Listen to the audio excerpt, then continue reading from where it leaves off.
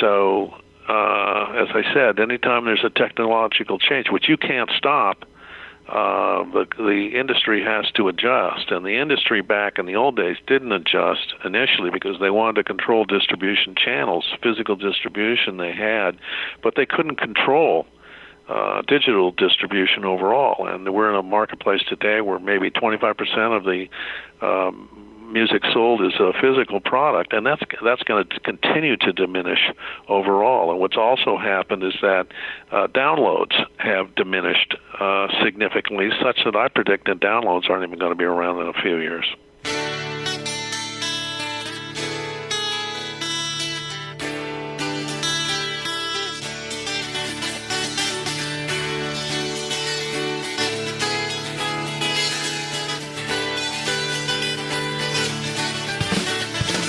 Welcome to the Better Each Day podcast radio show with Bruce Hilliard. Today and every day, reaching out for innovative ideas in every way.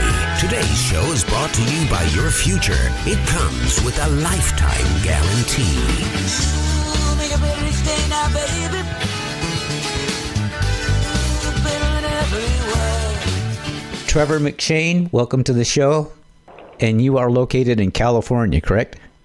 I sure am. Southern California. How's the weather down there? Phenomenal, as always.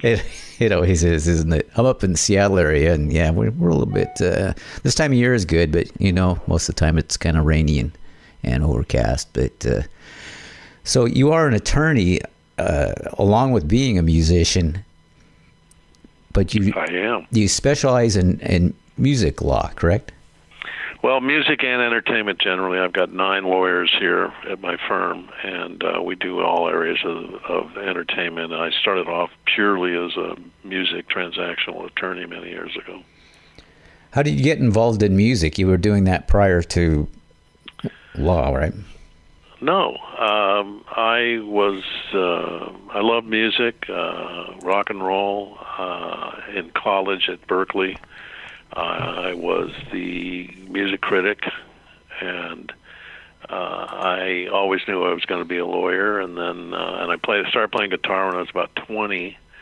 I had never played out publicly, really, for 20 plus years. I just played in my room and practiced, and eventually I was taken into the studio. And my first session was 2 members of the Parliament Funkadelic, who are the greatest black band in history. And I said, this is fun. And I put a group together, and I recorded my first album, and I've been doing it ever since. That was about 1993. So what were your influences? What kind of stuff were you listening to? I would say that my number one influence is Buddy Holly. Oh, wow. And it was an honor for me. I ended up representing his estate as a lawyer. And Holly, died at the age of 22 in 1959, but created a body of work that is masterful. He was a very clever lyricist and melody maker and innovator. And so I loved him, loved Beatles, loved the Neil Young Harvest period of the time, liked the Stones, very much loved the Beach Boys, and any of the music from the 50s and 60s and much of the 70s, I'm a huge fan of. You're the first attorney I've ever had on the show, so this is very interesting to hear something from your standpoint. Who have you worked with that, you named off Buddy Holly? Wow. Yeah. Oh, I've had many, many, many clients. I did Christopher Cross's record deal. I reunited the Everly Brothers. I reunited Holland Dozier Holland, the great songwriting team. I did the first deal for Jane's Addiction. I represent Mitch Ryder and the Detroit Wheels. I represent the estate of Rick Nelson. I do Lloyd Price. Wow. And jazz people over the years, Toshiko Akiyoshi, for example, who's a legend. And then, just other acts that maybe aren't so famous, but I'd have done their work, and managers of acts, things like that. Does Mitch Ryder still play? Absolutely, and he's on tour frequently, and he's great. Yeah, I would like to see. And he's a nice guy. That's good to hear. Yeah, I think. And he was kind enough to do 2 duets with me. Oh, no way. Yeah, that was a thrill. I'll bet. So you're involved in some. I've done work for Jack Tempchin, who wrote Peaceful Easy Feelin' and Slow Dancin', and he was kind enough to write a couple tunes with me as well. Okay, yeah, I see some co-writers on your song list. But you are involved in the writing. Tell me a little bit about the Na Na song. I think that's a great party song. That's Dave Yaden. I wrote that with, and Candace, his then partner, singer. And that's just, I had met him through, funnily enough, through somebody at the gym, and we got together. He's just a great artist, pianist, and so they came over, and we just wrote that song one afternoon, and it's basically a high-powered, charging tune about a guy saying, "I'm done with you. I'm not going to take it anymore." It's such a happy song, though. You don't catch that. It is. Yeah. The guy's got his freedom.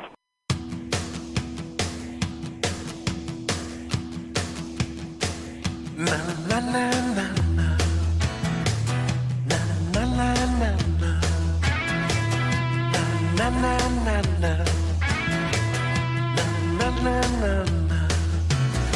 Your number's out, my phone don't knock 'cause I ain't home. Na na na na na na. Scratch you off my list. Guess you just got this. Na na na na na na. Here I am in the dead of night. Can't believe I gave you one more chance. All this drama now, I nearly forgot what it's like to have a true romance. No numbers out on my phone, no knock 'cause I ain't home. Na na na na na na. Scratch you off my list. Guess you just got this.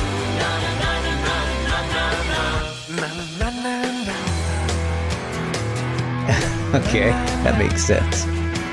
It's a great song, California, that's fitting. California was written by John Barnard and Marilee Weber. The backstory there is that Marilee Weber had come to me back in the old days, many years ago, when I was shopping deals for people, and we never came to an agreement for me to shop her, but I thought she was very talented, and as a fan, I would go see her play. And over the years, we developed a friendship. After my first album came out, which went nowhere because I was way too busy being a lawyer and putting out other things, I put out a book that was the authorized biography of John Wooden, the greatest coach in the history of sports. Yeah, I saw that. That sounds philosophy. Super interesting. I'm going to check that out. So John and Marilee came to me and said, we really think you're very talented, and we have a studio, and we want to produce you. And I said, really? Okay, let's do it. So I've been working with them ever since, and frequently write with John, but also with Marilee and John. And California came about, I think the initial spark was Marilee had the idea, but it's a very ethereal tune. I think almost reminiscent of a sort of a Joni Mitchell in the Court and Spark days. Mm-hmm. And it's an ode to the great state that we live in.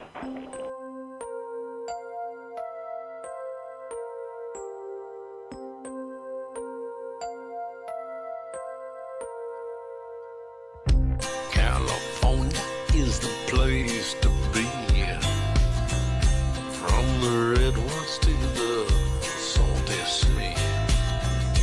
California is the place that's free. You can be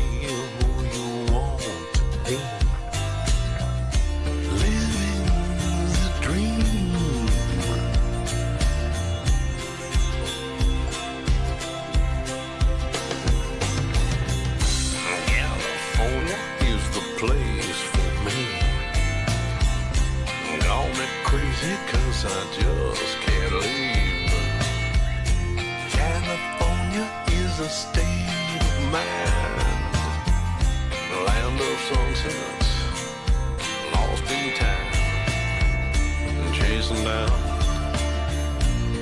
the mystery.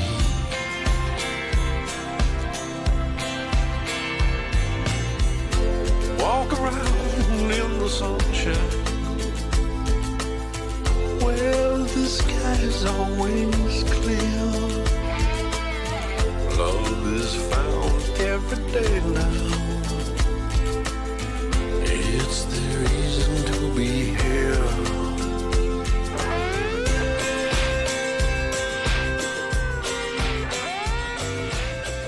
Power. There's another great song. Okay, Power is written by myself and a man named Peter Burke.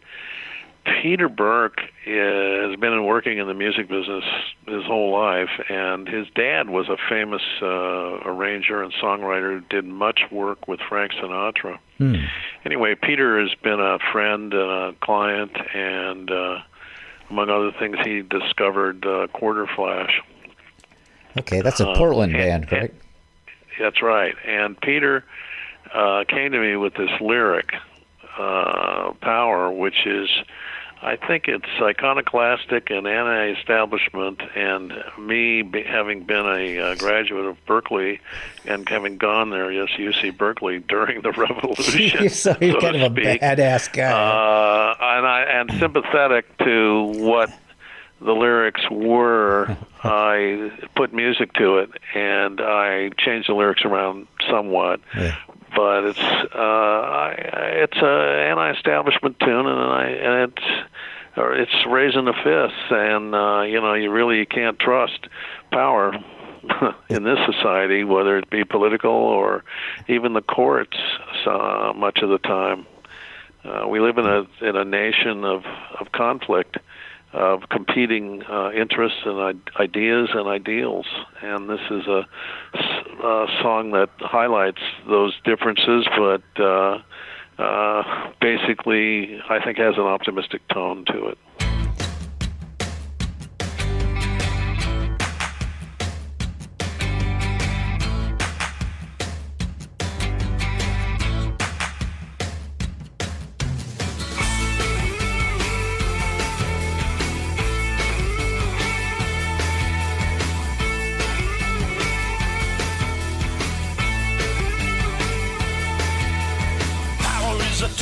Protects the establishment.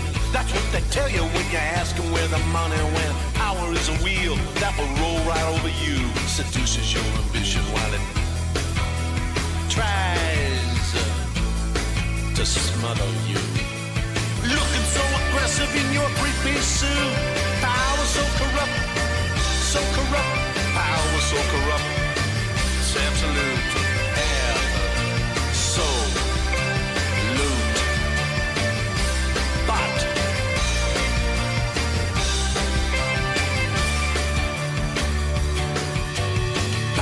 The people, oh, wouldn't it be nice? Stand up to the power, get ready for a fight. Power means trouble as it grows bit by bit. Ready for your close-up now?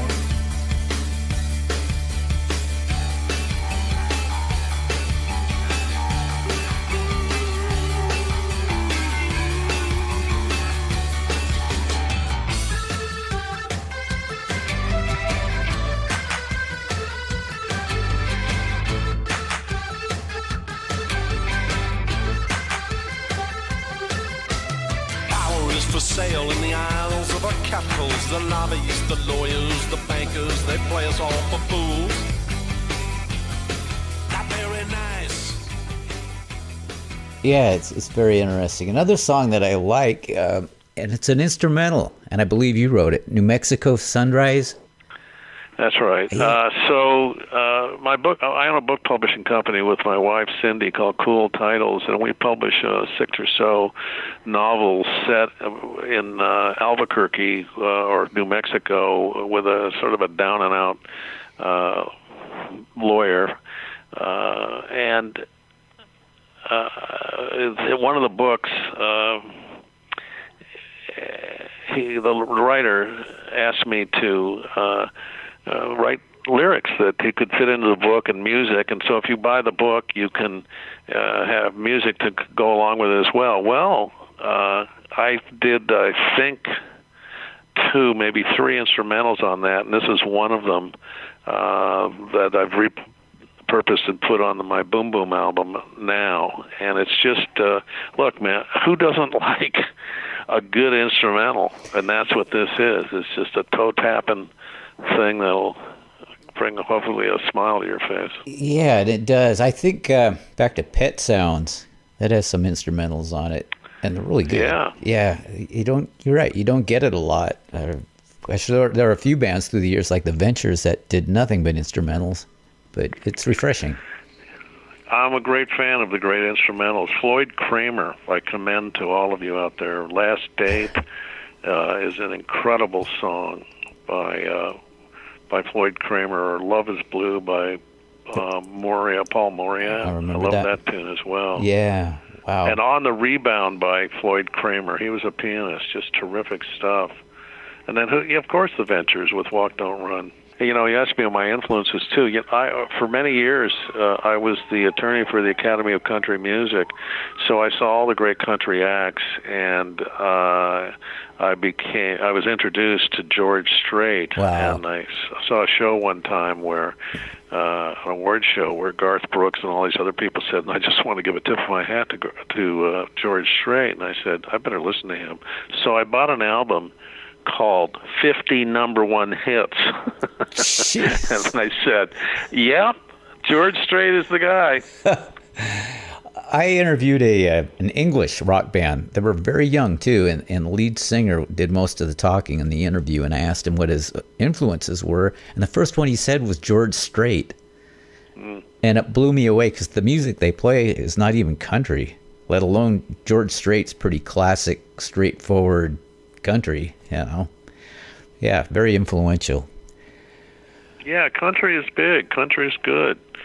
I mean, Hank Williams is the godfather, I suppose, of country music, and you read his lyrics, and they are just delightful, you know, really clever. Good stuff. Yeah, how did he do that, you know, in a very short period of time, too? That's right. He died at the age of 29. Takes us back to Buddy Holly. He was 22 when he passed? He was. Wow. Yeah. Yeah, in fact, they have an annual show in February, the first week of February, in Clear Lake, Iowa, called the Winter Dance Party, which was the name of the show that Holly played at. And they've been doing that for, 20, 30 years, and they bring in acts from the 50s or so. And I went there a couple of years ago and saw the remaining Crickets played, and the Nelson twins, Gunnar and Matthew, played, doing a whole tribute to their father, which was fabulous. Were they pretty good? A number of other acts. What's that? Were they pretty good? They're terrific, really good. And they were kind enough to invite me up on the stage, and I did a tune, I did Well All Right by Buddy Holly for the 3,000 people assembled who were wearing poodle dresses and bomber jackets, and it's a real kick. And it's been quite a successful event. I asked the guy who runs the event, why do you do this? And he says, well, and it's like 10 degrees. Okay. And he says, well, Neville, during these winter periods, we don't get a lot of visitors. So it's their way of bringing people to their town. And it should. And I want to go, Sounds really cool. It's really fun. Well, yeah. I hear a siren in the background, so they're probably going to want you. Well, I'm at my law office in Beverly Hills, so they're going to save somebody. So I'm dying to know, what's it like? You handle other cases in Beverly Hills? Are they unique to other places in the country? Well, my practice is pretty much limited to entertainment types of cases. I'll do copyright infringement cases in music. I frequently have sued the record labels for various issues. Where's the money? Yeah, is happening quite often. All the time, I've done class actions against the record companies, saying you're not paying properly on downloads, for example, and there are others coming up. Watch this space. Has that been just a crazy adjustment in your profession when the internet came out, for instance? Anytime a new technology comes out, it's a disruption to the way of doing business, and the internet has absolutely changed the industry overall. What happened historically was that when Napster came in and the others, and LimeWire and all that, Kazaa, they wiped out the industry with piracy in much of the ways, and tens of thousands of people were fired at companies around the world. It's taken a long, and the gross revenues of the music companies diminished greatly by a third to half. Well, wow. That's all changing now. It's all coming back because of streaming. Overall, you pay $5-10 a month to Spotify or Apple, and you have access to every tune in the world. So there's a lot of complaining that the royalties are too paltry, but they just increased for songwriters, and you can make money overall. So, and it disrupted the industry in that acts that traditionally were living off of music publishing and sound recording royalties had to really focus on and concentrate on live performances and merchandising to make up the difference.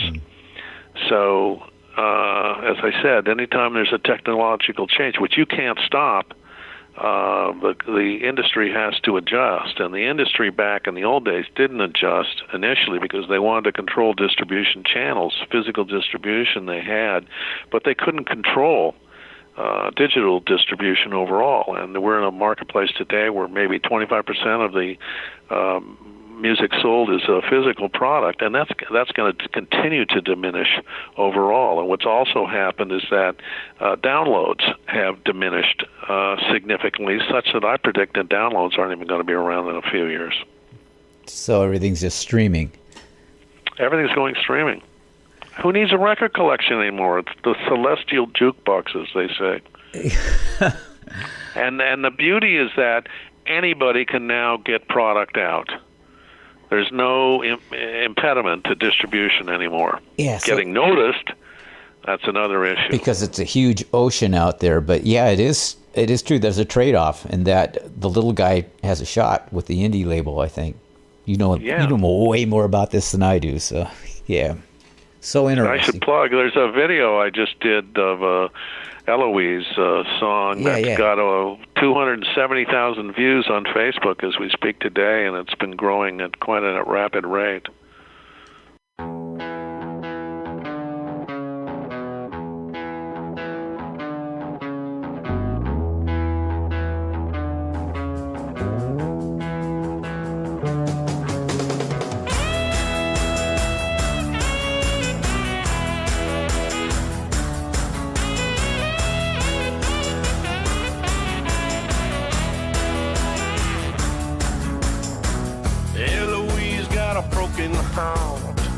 Boyfriend left her in the parking lot. Opportunity awaits, so I stopped. I could help. I thought she just wants to be loved. She just wants to be loved, loved. She just wants to be loved by me.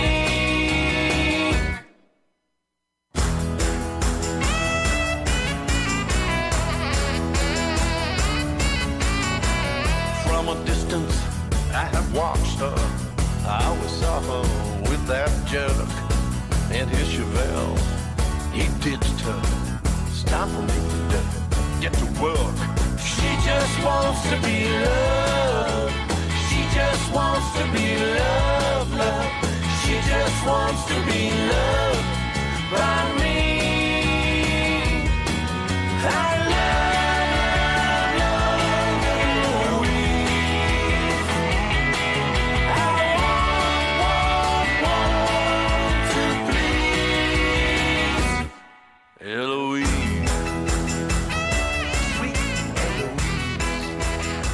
I I could talk all day. You opened a can of worms there at the end. It's so interesting. Thank you so much, and I'm going to bid you a fond adieu, and maybe we'll talk again sometime. I might need your services. Well, I'd be happy to help you in any way, and thank you very much for having me on. Okay. Thanks, Trevor. All right. Bye-bye. Right. Bye. We have a few minutes left, so I'm going to play you a song I wrote and recorded about 8 months ago. It's called Sam. It's about a girl that stares at her phone and is completely oblivious to the guy. Dear Sam, you don't even know who I am. Dear Sam, you don't even know who I am. Dear Sam, I'm writing as good as I can. I guess I'm writing a letter to you. Dear Sam, I saw you on the telephone. You know you look real pretty in your social media, Facebook potpourri. Dear Sam, not a stereotypical girl. White lace, a selfie with a crazy face. Imagine a girl named Sam. Dear Sam, I saw you on the telephone. You know you look real pretty in your social media, Facebook potpourri. Alone, I read it in your diary. Oh no, you left it for the world to see. You show it so obviously. Dear Sam, I saw you on the telephone. Tried to write you a letter to make you feel better, but I don't know what to do. Dear Sam,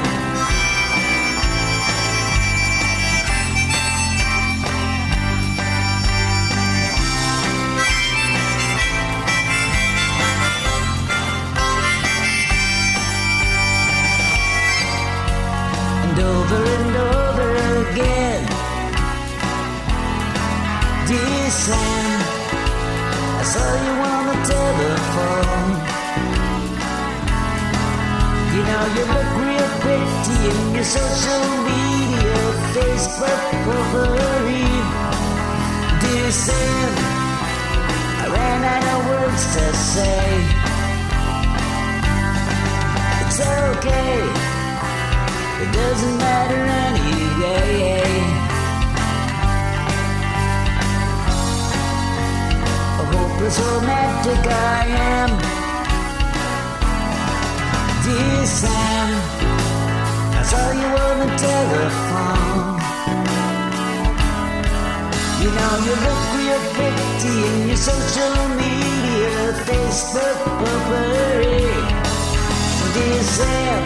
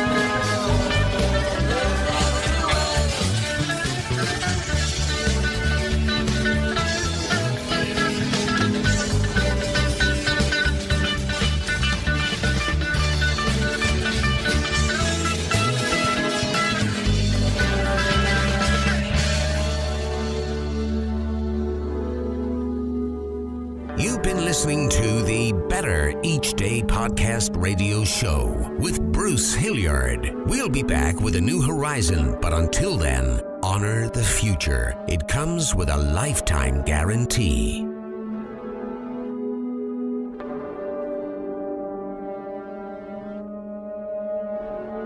And we're all just trying to make the next day a bit better.